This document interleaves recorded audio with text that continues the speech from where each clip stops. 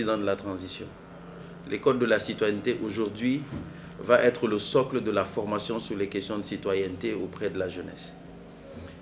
Et dans ce cadre-là, il faudrait qu'on réfléchisse également ensemble. Je pense que vous allez peut-être avoir le temps d'en discuter. C'est de voir comment l'école de la citoyenneté peut se décentraliser. Que ce ne soit pas seulement à Bamako, qu'on voit avoir des temps de calcul au niveau des différentes régions.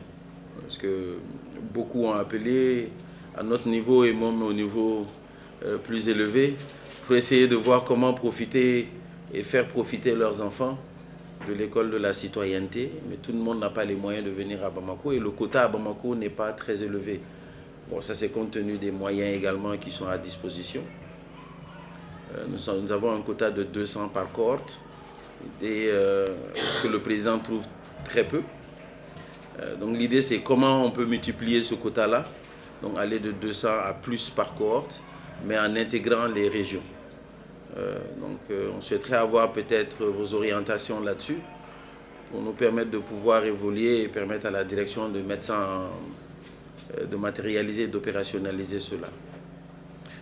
L'hôtel de la citoyenneté, on a également demandé à ce que ce soit un lieu qui soit rentable, qui s'autofinance et qu'on puisse, avec le temps, sortir de l'appui du budget de l'État.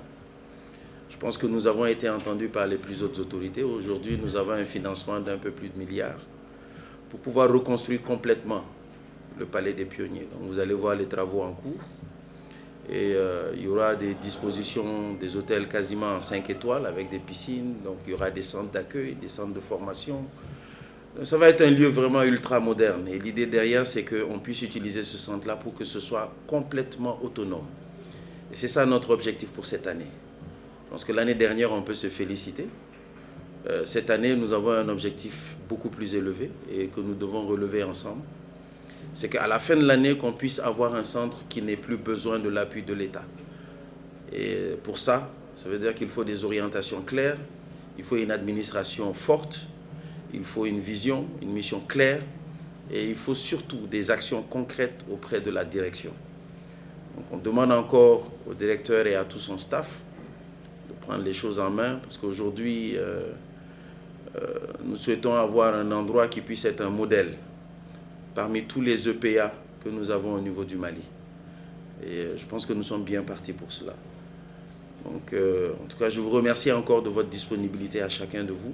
Chacun de vous, je pense que vous avez énormément contribué, et même à travers vos différents ministres, ils nous ont beaucoup appuyés dans le cadre de l'évolution de cet endroit, de ce lieu.